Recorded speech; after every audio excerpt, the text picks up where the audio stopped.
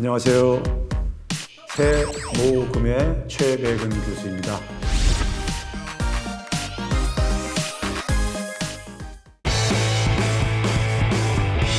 큰 논란이 되고 있는 DLF 만기가 속속 돌아오면서 대규모 원금 손실이 현실이 됐습니다.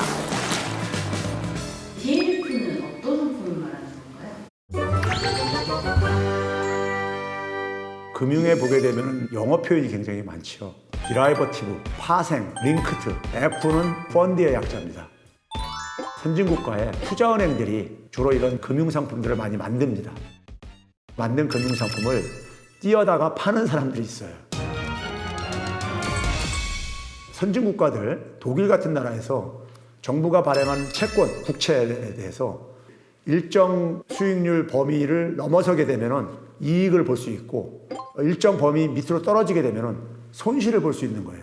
금리가 대폭 떨어지지는 않을 것이다 하는 이러한 이제 말에 투자를 했던 것이죠.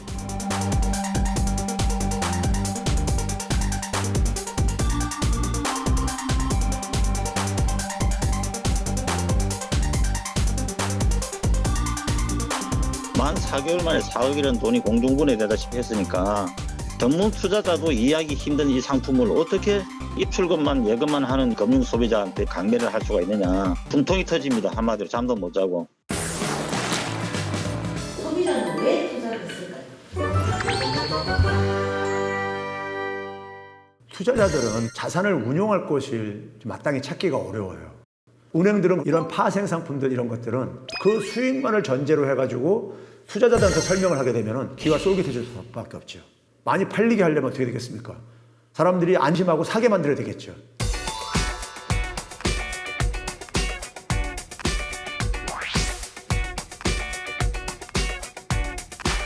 이 상품은 기본적으로 상품을 설계한 사람들은 손실은 안 보고 은행들은 그러니까 어떤 방향으로 흐르든 간에 자기들은 판매 수수료를 챙길 수가 있는 겁니다.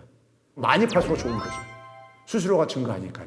반면에 투자자들은 손실에 대한 안전장치는 없는, 채권 수익률이 떨어지면 원금 손실을 볼 수 있다고 만약에 얘기를 했으면 간이 작은 일반 투자자들은요, 투자 못합니다. 근데 손실에 대한 설명이 충분히 전달됐느냐, 손실에 대해서 충분히 이해가 됐느냐, 이게 안 된 상태 속에서 투자가 이루어졌을 가능성이 굉장히 저는 높다고 보고 있고요. 금융당국에서도 신분을 위장을 해가지고 은행이라든가 이런 데 현장 조사를 해봤다는 거 아닙니까요? 했는데 실제로 상품에 대한 설명이 60점뿐이 못 얻을 정도로 설명이 부실했다는 걸 확인한 거 아닙니까요?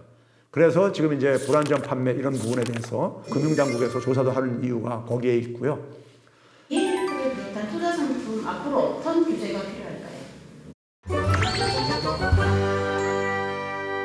이런 상품에 대해서 손실을 보게 되면은 당분간은 똑같은 상품에 대해서는 기피하는 경향이 클 수가 있는데 시간이 지나면서 또 이게 잊혀져요. 용어를 좀 바꾸거나 약간 변형된 상품을 만듭니다. 계속 똑같은 상품을 안 만들어요. 그 상품을 판매하는 은행의 창구에 있는 직원들도 충분히 소화하고서는 그 상품을 판매하는 경우가 저는 거의 없다고 봅니다.